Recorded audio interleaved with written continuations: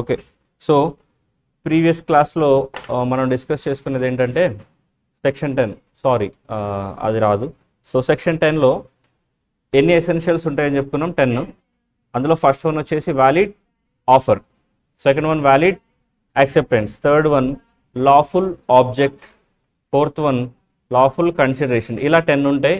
మీకు మెటీరియల్లో ఉంటుంది, అప్పుడు చూడవచ్చు. ఇప్పుడు ఏమి మీరు దాన్ని బట్టి కొట్టాల్సిన అవసరం లేదు. ఇఫ్ రిక్వైర్డ్ నేను మళ్ళీ చెప్తాను. ఓకే, నెక్స్ట్ ఇప్పుడు నిన్న క్లాసిఫికేషన్ ఒకటి మాట్లాడుకునేటప్పుడు వ్యాలిడ్కి వాయిడ్కి, వ్యాలిడ్ కాంట్రాక్ట్, వాయిడ్ అగ్రిమెంట్ అనే 3 కాన్సెప్ట్స్ మాట్లాడుకుంటున్నాం. ఆ 3 కాన్సెప్ట్స్లో మీకు కొన్ని ఎగ్జాంపుల్స్ కూడా చెప్పాను. సో ఫస్ట్ ఆఫ్ ఆల్ ఒక 2 తీసుకుందాం. వ్యాలిడ్ కాంట్రాక్ట్, వాయిడ్ కాంట్రాక్ట్, ఈ 2 మాట్లాడదాం. నిన్న నేను మీకు చెప్పానేంటి, వ్యాలిడ్ కాంట్రాక్ట్ అంటే it is a contract which satisfies all the 10 essentials of section 10. మీకు ACCA సెక్షనే మారుతుంది, బట్ రూల్ అంతా ఒకటే. అంటే ACCAలో కూడా యూకే లా ప్రకారంగా కూడా valid contract is a valid contract which satisfies all the requirements according to English law. So అట్లా అంటే ఇక్కడ మనకి ఇండియన్ కాంట్రాక్ట్ యాక్ట్లో సెక్షన్ నెంబర్ 10లో చెప్పిన ఎసెన్షియల్స్ని అన్ని సాటిస్ఫై చేస్తే దాన్ని ఏమంటారు, వ్యాలిడ్ కాంట్రాక్ట్ అని అంటారు. ఏమంటారు, వ్యాలిడ్ కాంట్రాక్ట్. ఒకవేళ సెక్షన్ నెంబర్ 10కి సంబంధం లేకుండా, ఫర్ ఎగ్జాంపుల్ కాసేపు ఈ సెక్షన్ పక్కన పెడితే, ఒక కాంట్రాక్ట్ అన్ని ఎసెన్షియల్స్ని సాటిస్ఫై చేసి వ్యాలిడ్ కాంట్రాక్ట్గా కొద్ది రోజులు కంటిన్యూ అయ్యి తర్వాత డ్యూ టు ద చేంజ్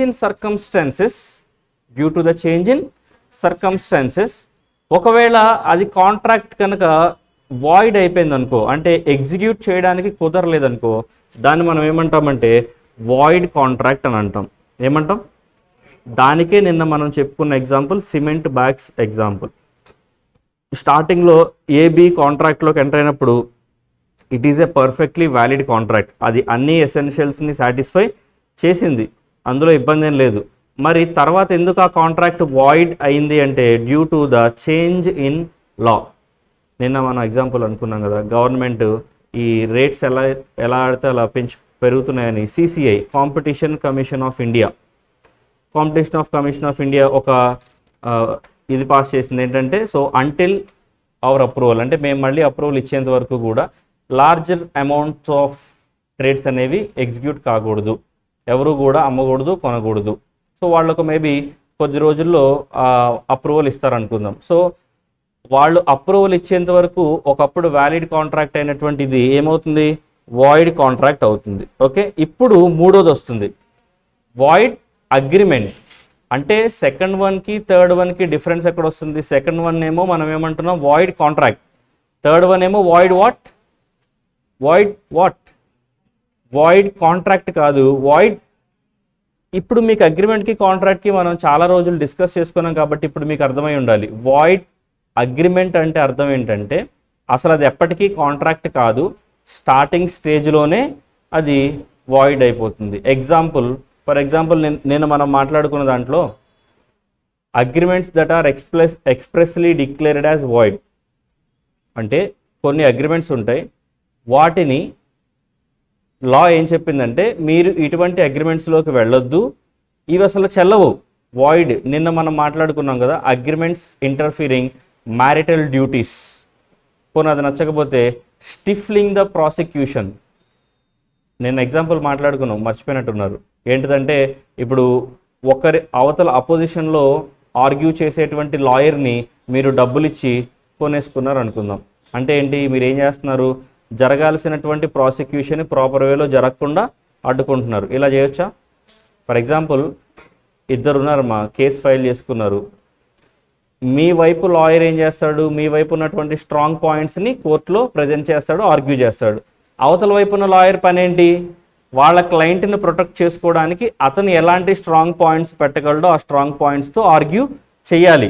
కానీ మీరేం చేస్తున్నారు, అతని డ్యూటీని అతను సరిగ్గా చేయకుండా మీరు డబ్బులు ఇచ్చి మీరు ఆర్గ్యూ చేయొద్దు, స్ట్రాంగ్ పాయింట్స్ ఏవి కూడా కోర్టులో ఇంట్రడ్యూస్ చేయొద్దు, మీరు వీక్ అయిపోండి, లేదా మీరు ఆర్గ్యుమెంట్ సరిగ్గా చేయొద్దు, వీక్ పాయింట్స్తో ఆర్గ్యూ చేయండి. ఒకవేళ మీరు వీక్ పాయింట్స్తో ఆర్గ్యూ చేస్తే ఏమవుతుంది, ఆబ్వియస్లీ మీరు కేస్ గెలుస్తారా, ఓడిపోతారు. సో అంటే ఇక్కడ మీరు ఏం చేస్తున్నారు, ఒక లాయర్ తన డ్యూటీని తను ప్రాపర్ వేలో చేసుకోవడానికి మీరు కోఆపరేట్ చేస్తున్నారా, అడ్డుకుంటున్నారా?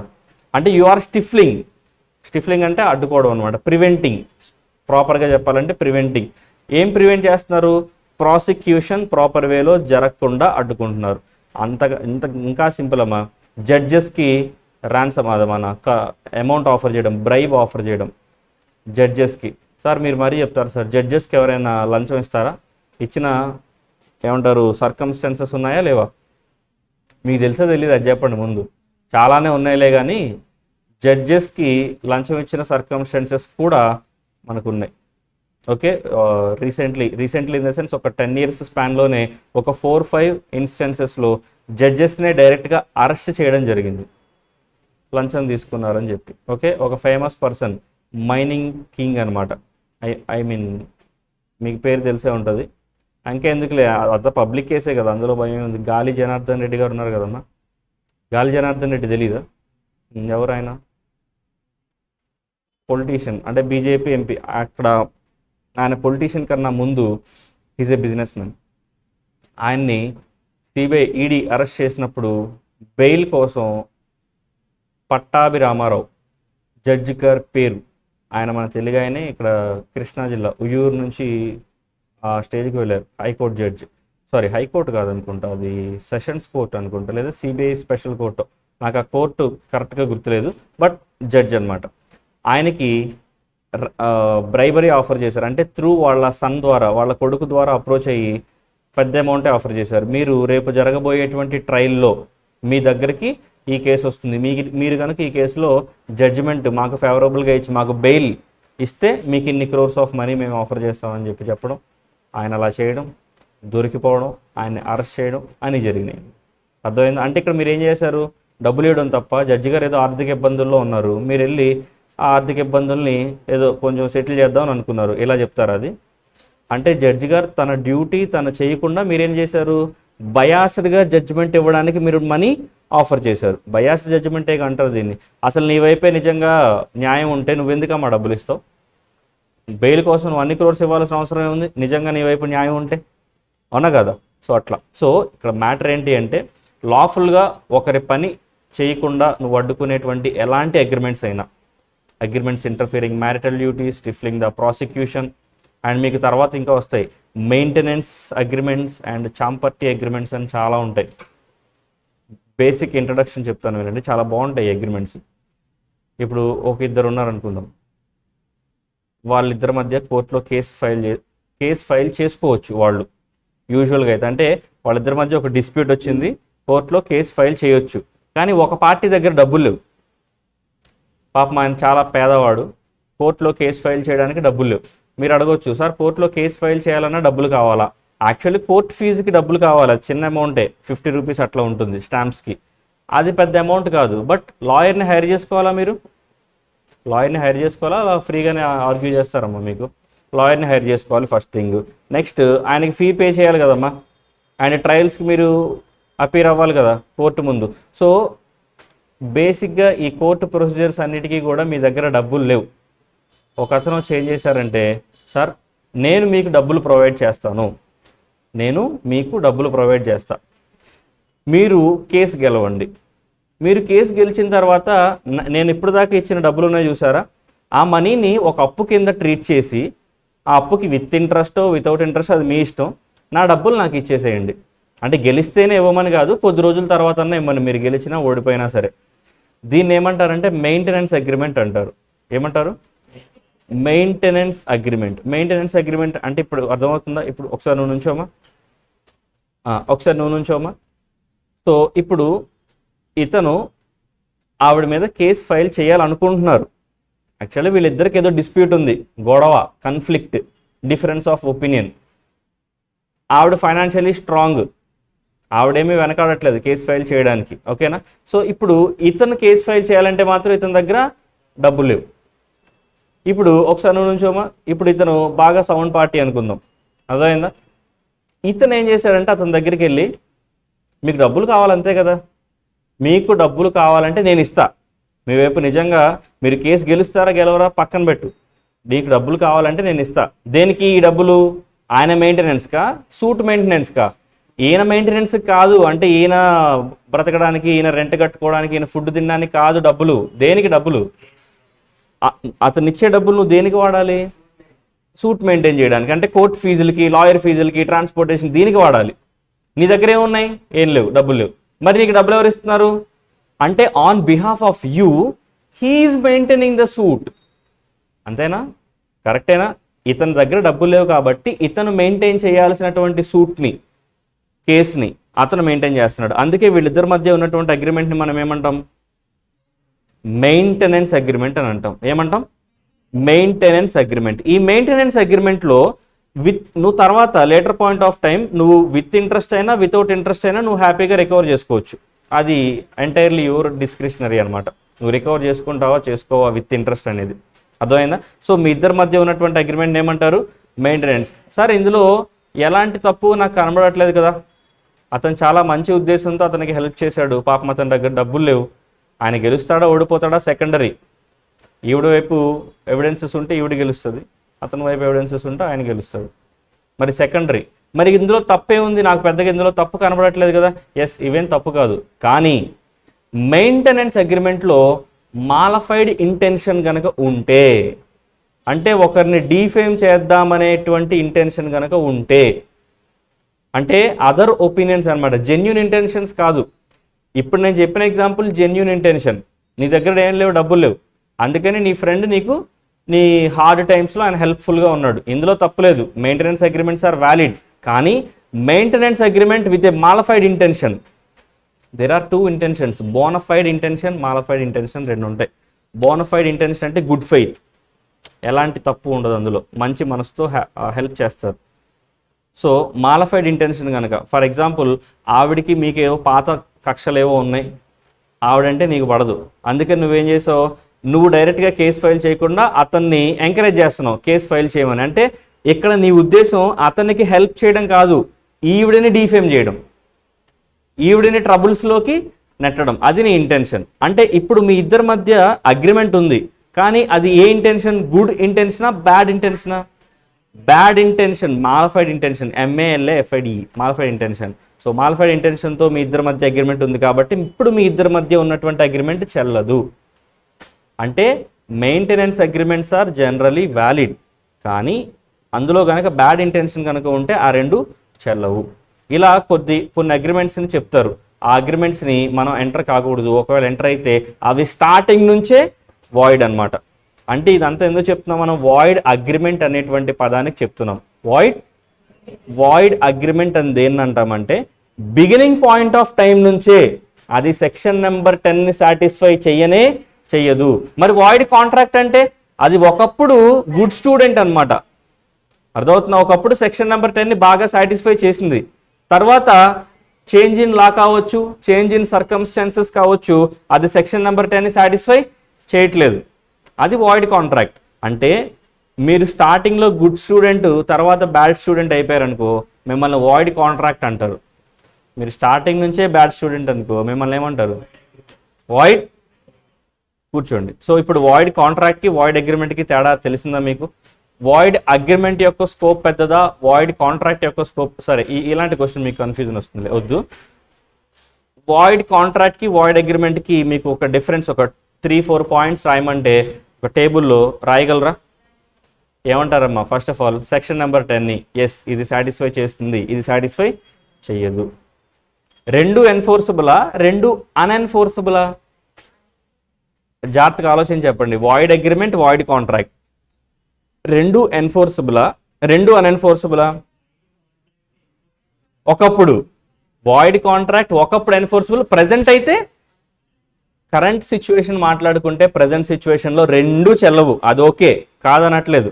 కానీ వాయిడ్ అగ్రిమెంట్ బిగినింగ్ నుంచే చెల్లదు, వాయిడ్ కాంట్రాక్ట్ అలా కాదు, స్టార్టింగ్లో వ్యాలిడ్, తర్వాత మాత్రం వాయిడ్ అనమాట.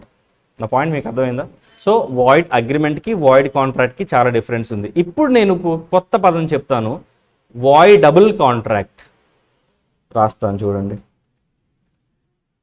వాయిడబుల్ కాంట్రాక్ట్ ఏంటమ్మా ఈ కేకులు పక్కపక్కలు? ఓకే సరే, వీళ్ళకి కనబడుతుందిగా, రైట్. ఓహో ఏంటి ఏం చేద్దాం? చేశానా?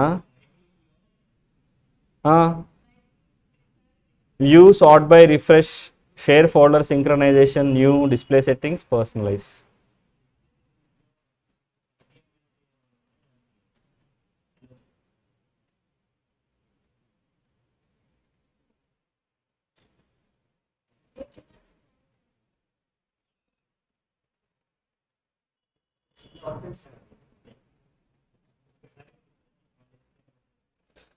Sound, identify, rearrange displays, get help.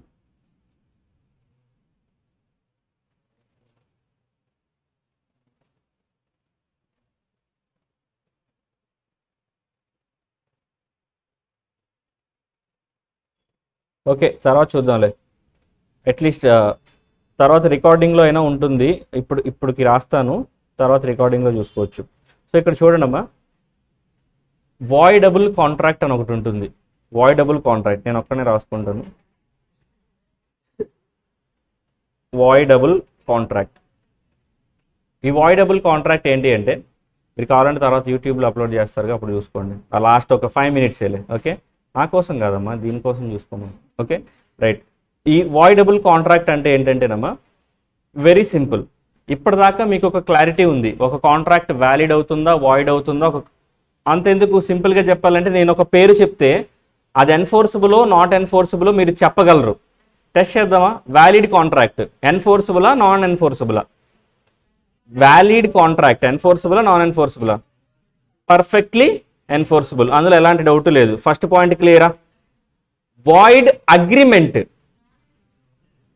Void agreement ఎన్ఫోర్సబులా నాన్ ఎన్ఫోర్సబులా? Void agreement is non enforceable. Very good, beginning నుంచే non enforceable. Okay, void contract start, అదొద్దు, ప్రజెంట్ సిచ్యువేషన్ చెప్పు. వాయిడ్ కాంట్రాక్ట్ ప్రజెంట్ సిచ్యువేషన్ ఎన్ఫోర్సబులా నాన్ ఎన్ఫోర్సబులా? నాన్ ఎన్ఫోర్సబుల్ లేదా unenforceable.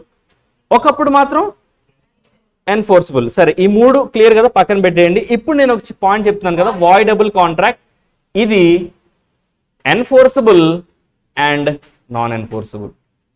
Sir పొద్దున్న ఏ బ్రాండ్ తాగారు sir?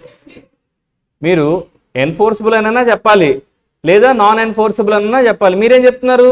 Enforceable and non enforceable. ఇలా ఎలా అవుతుంది? It depends upon the behaviour of the parties. Depends upon the behaviour of the, అంటే పార్టీస్ యొక్క బిహేవియర్ బట్టి voidable contract may become valid or it may become void. Voidable contract may అంటున్నాను, must అనట్లేదు ఇక్కడ. May become valid or it may become void. సరే, ఎలా sir? What is the difference? అంటే అసలు ఈ వ్యాలిడ్కి వాయిడ్కి అంటే ఇప్పుడు ఎలా ఇది వ్యాలిడ్ అవుతుంది, ఎలా ఇది వాయిడ్ అవుతుంది అంటే జాగ్రత్త వినండి. జనరల్గా వాయిడబుల్ కాంట్రాక్ట్స్ ఎప్పుడు వస్తాయంటే అమ్మా, నేను జనరల్ రూల్ చెప్తున్నా. జనరల్గా వాయిడబుల్ కాంట్రాక్ట్స్ ఎప్పుడు వస్తాయంటే, ఒక వ్యక్తి ఇంకొక వ్యక్తి యొక్క ఫ్రీ కన్సెంట్ లేకుండా, ఏం లేకుండా? ఫ్రీ కన్సెంట్ లేకుండా, వితౌట్ ఫ్రీ కన్సెంట్ అదర్ పర్సన్తో మనం కాంట్రాక్ట్లోకి ఎంటర్ అయినప్పుడు, ఐ రిపీట్, నేను జాగ్రత్త చెప్తున్నా వినండి.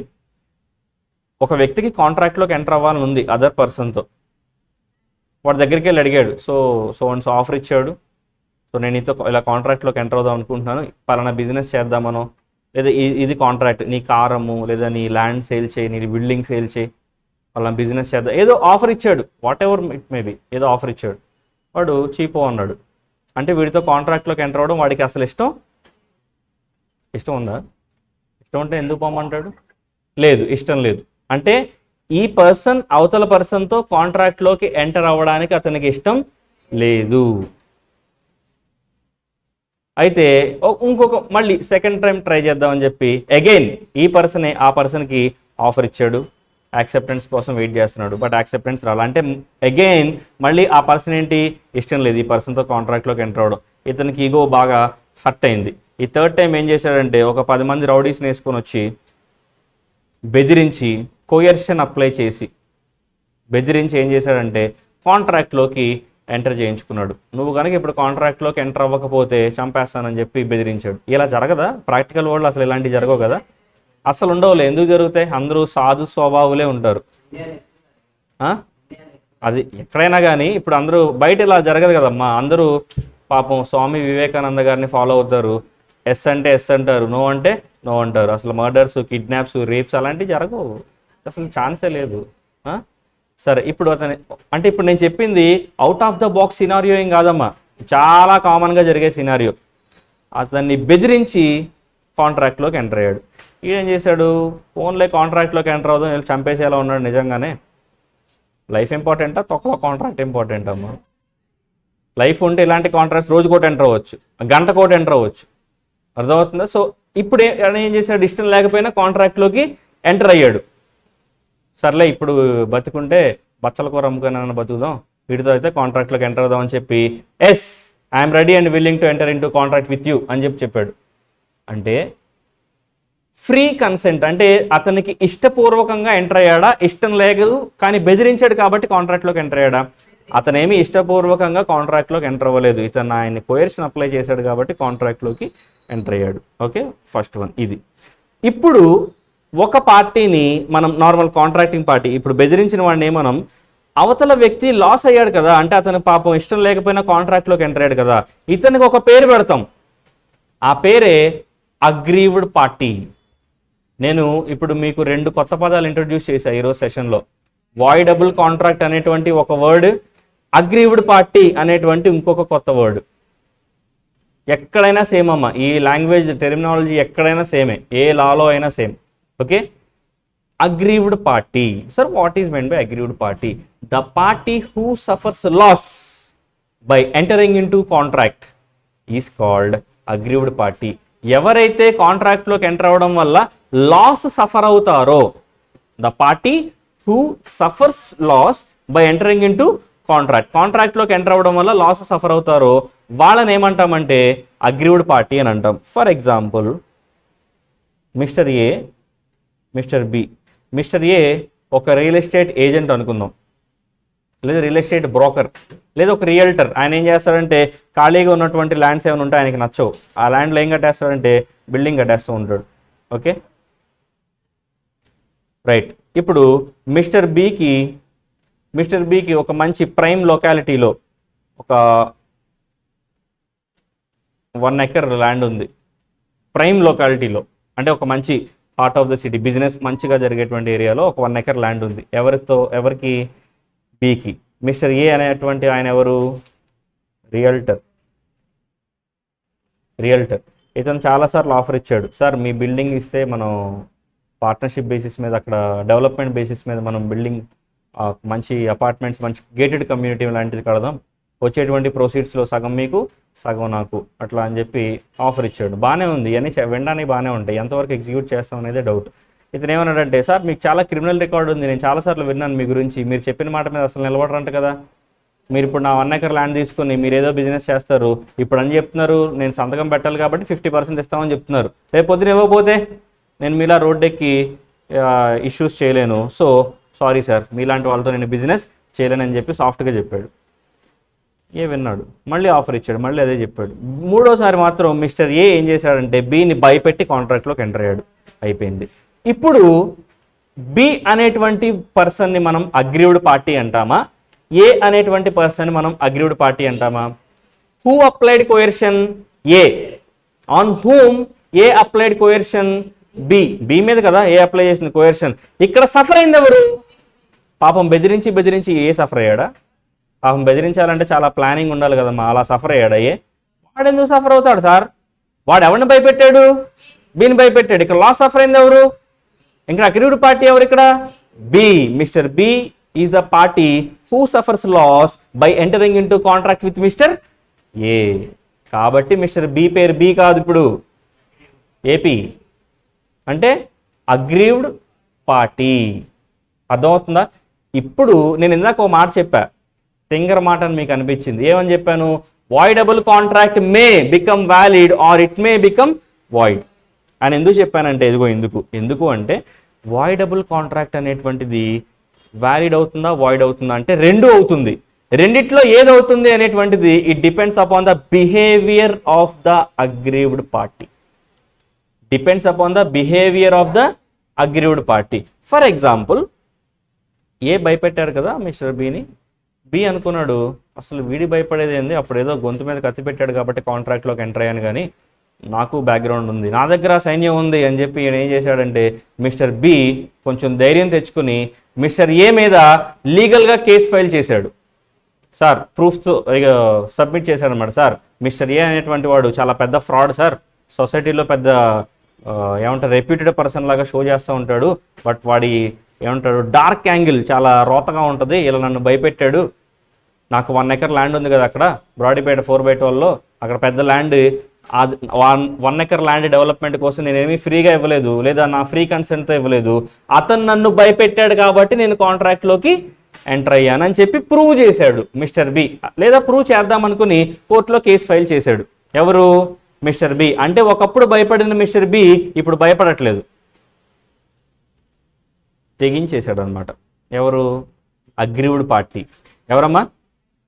ఈ పేరు గుర్తుందా? అగ్రీవ్డ్ పార్టీ అంటే ఎవరు? The party who suffers profit in contract అనమాట. అంతేగా? Who suffers profit in contract is called. Profit ఏంది, సఫర్ ఏంది?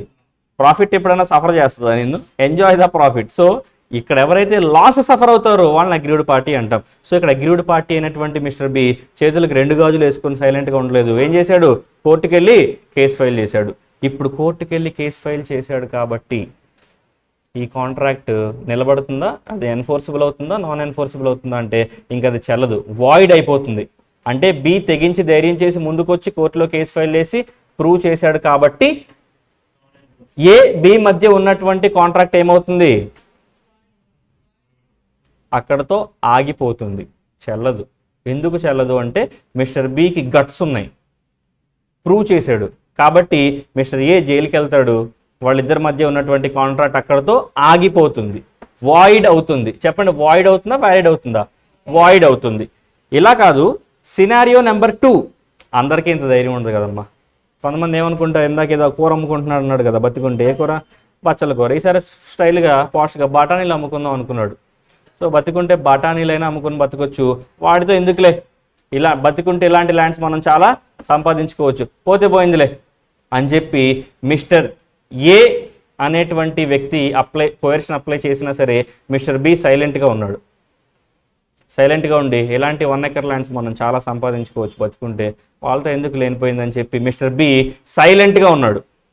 ఇప్పుడు ఏబి మధ్య ఉన్నటువంటి కాంట్రాక్ట్లో కొయర్షన్ అప్లై అయిందని ఎవరికి తెలుసు? బికి తెలుసు, వాడే కదా సఫర్ అయింది. ఇప్పుడు బి ఏం చేస్తున్నాడు? సైలెంట్గా ఉండి ఇంట్లో పాప్కార్న్ తింటూ ఏదో టీవీ చూస్తున్నాడు. ఇప్పుడు ఏ తన మీద తానే కేసు ఫైల్ చేసుకుంటాడా? సార్ నేను ఇట్లా బీని భయపెట్టాను సార్, ఆ కాంట్రాక్ట్లోకి ఎంటర్ అయింది కదా సార్, అది చల్ల సార్ అని చెప్పి ఎందుకు ఫైల్ చేస్తాడమ్మా? ఏ సైలెంట్గా ఉంటాడు ఇంట్లో, ఇక్కడ బి కూడా సైలెంట్గా ఉన్నాడు ఇంట్లో. సో బయట నుంచి చూసే వాళ్ళకి ఏమవుతుంది? ఏ బి కలిసి ఇద్దరు హ్యాపీగా బిజినెస్ చేసుకుంటున్నారు. It seems the contract between ఈ mister A and mister B is perfectly valid అని అనుకుంటారు. కానీ అందులో కొయర్షన్ అప్లై అయిందని ఎవరికి తెలుసు? బి. అంటే ఇక్కడ క్యాన్సిల్ చేసుకోవాలంటే ఎవరు చేసుకోవాలి? బి చేసుకోవాలి. ఇక్కడ బి క్యాన్సిల్ చేసుకోవాల్సినటువంటి బీనే ఇంట్లో పాప్కార్న్ తింటూ షోస్ ఎంజాయ్ చేస్తున్నాడు. అంటే అతనికి కాంట్రాక్ట్ని క్యాన్సిల్ చేసేటువంటి ఇంటెన్షన్ ఉందా లేదా? లేదు. సో హ్యాపీగా ఏ బి మధ్య కాంట్రాక్ట్ అలా వెళ్ళిపోతుంది అనమాట. అంటే ఈ కాంట్రాక్ట్ ఏమవుతుంది? వ్యాలిడ్ అవుతుంది. అంటే ఇక్కడ చూడండి, మిస్టర్ బి అనేటువంటి వ్యక్తి సైలెంట్గా ఉన్నాడు అనుకోండి, అప్పుడు ఆ కాంట్రాక్ట్ ఏమవుతుంది? వ్యాలిడ్ అవుతుంది. మిస్టర్ బి సైలెంట్గా లేకుండా అరిచి గోల పెట్టి కేసు ఫైల్ చేశాడు అనుకుందాం.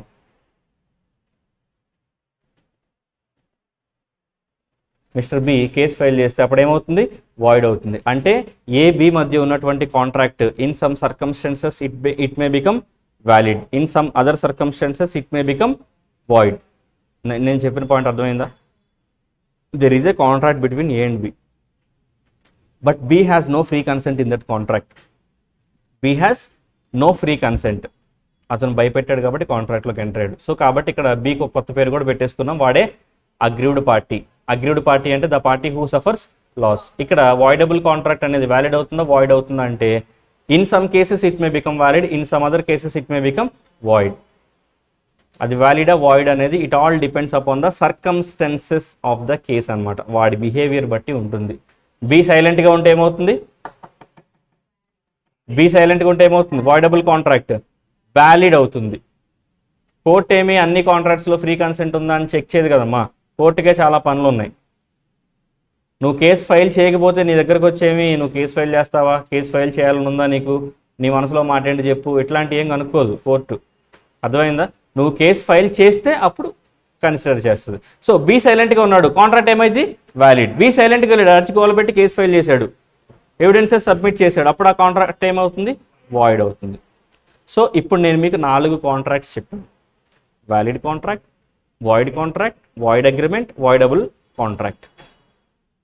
ఈ 4 క్లియరా?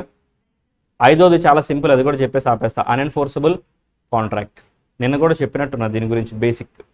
అన్ఎన్ఫోర్సబుల్ కాంట్రాక్ట్ అంటే స్టాంప్ పేపర్స్ గురించి చెప్పానా, అదే యాక్చువల్గా ఏంటంటే లా రిక్వైర్మెంట్స్ ప్రకారం ఇన్ని requirements. For example 100 rupees stamp paper మీద మాత్రం మీరు ఎగ్జిక్యూట్ చేయాలమ్మా, మీరు 10 రూపీస్ స్టాంప్ పేపర్ మీద 20 రూపీస్ స్టాంప్ పేపర్ మీద ఎగ్జిక్యూట్ చేశారు, అప్పుడు ఏమవుతుందంటే లా ప్రకారం అది వ్యాలిడే కానీ ఒక డిఫెక్ట్ ఉంది దాంట్లో, ఆ డిఫెక్ట్ని మీరు రిమూవ్ చేసి ఆ డిఫెక్ట్ని సరిచేస్తే అది మళ్ళీ వ్యాలిడ్ అయిపోతుంది. సో ఆ డిఫెక్ట్ ఉన్నంత వరకు అది అన్ఎన్ఫోర్సబుల్ అంటే కోర్టులో ఎన్ఫోర్స్ చేసుకోవడానికి అవ్వదు. సింపుల్గా మీరు ప్రామిసరీ నోట్ ఎవరి దగ్గర అప్పు చేశారనుకోండమ్మా, ప్రామిసరీ నోట్ అని ఉంటుంది, స్టాంప్ అతికిచ్చి అక్రాస్ ద స్టాంప్ సైన్ చేయాలి, అంటే స్టాంప్ మీదుగా సైన్ చేయాలి. ఐ థింక్ మీరు ఇప్పటిదాకా చాలా అప్లికేషన్స్ ఫిల్ చేసి ఉంటారు ఎడ్యుకేషన్కి సంబంధించి. ఆ అప్లికేషన్స్లో మీరు ఫోటో మీదుగా సైన్ చేయమని ఎప్పుడైనా చెప్పారా మీకు, అక్రాస్ ద ఫోటో సైన్ చేయమని? అంటే అప్లికేషన్ ఉంటుంది, అప్లికేషన్ మీద ఫోటో అతికిస్తారు, ఫోటో మీదుగా సైన్ చేయమంటారు. అర్థమవుతుంది? అలాగే ఇక్కడ కూడా ప్రామిసరీ నోట్లో స్టాంప్ అతికిచ్చి పేపర్ మీద సగం సిగ్నేచర్ ఉండాలి, స్టాంప్ మీద సగం ఉండాలి. మీరేం చేశారు, స్టాంప్ పాడవడం ఇష్టం లేక స్టాంప్ అతికిచ్చి స్టాంప్ కింద సిగ్నేచర్ చేశారు. ఇది వ్యాలిడే కానీ డిఫెక్ట్, ఇదేమీ వాయిడ్ అయిపోదు, వ్యాలిడే కానీ ఇక్కడ ఒక డిఫెక్ట్ ఉంది. ఇప్పుడు మీరు ఆ డిఫెక్ట్ని రిమూవ్ చేయాలి. రిమూవ్ చేయడం అంటే ఒక కొత్త ప్రామిసరీ నోట్ తీసుకొని మళ్ళీ కాంట్రాక్ట్లోకి ఎంటర్ అయినట్టు అనమాట. కొత్త ప్రామిసరీ నోట్ తీసుకొని స్టాంప్ అతికిచ్చి అక్రాస్ ద స్టాంప్ మీరు సైన్ చేయాలి, అప్పుడు అది వ్యాలిడ్ అవుతుంది. అంటే దీన్ని ఏమంటారు, అన్ఎన్ఫోర్సబుల్ కాంట్రాక్ట్స్ అంటారు. ఏమంటారు, అన్ఎన్ఫోర్సబుల్ కాంట్రాక్ట్స్. మీకు క్లాసిఫికేషన్లో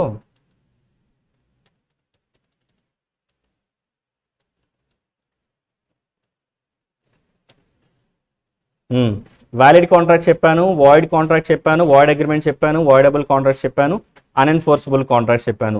ఇల్లీగల్ అగ్రిమెంట్స్ ఇంక ఇదే మిగిలింది. అసలు దీని గురించి నేను చెప్పడం కన్నా మీకే బాగా తెలుసు. ఇల్లీగల్ అగ్రిమెంట్స్, ఇల్లీగల్ అంటే చట్ట ప్రకారం చేయదగినవి కాదా? అవునా, మారిపోయిందా? ఇల్లీగల్ అంటే ఏంటి, లా ప్రకారం మీరు చెయ్యకూడనివి. ఇక్కడ 2 పాయింట్స్ ఉంటాయమ్మా, అన్లాఫుల్, ఇల్లీగల్ అని 2 ఉంటాయి. ఈ డిస్కషన్ మనం రేపు కంటిన్యూ చేద్దాం, యాజ్ ఆఫ్ నో ఇక్కడతో స్టాప్ చేద్దాం. సో ఇప్పుడు ఈరోజు చెప్పినటువంటి పాయింట్స్ మీకు అర్థమైనాయా? వాయిడబుల్ కాంట్రాక్ట్ రేపు అడిగితే చెప్పగలరా?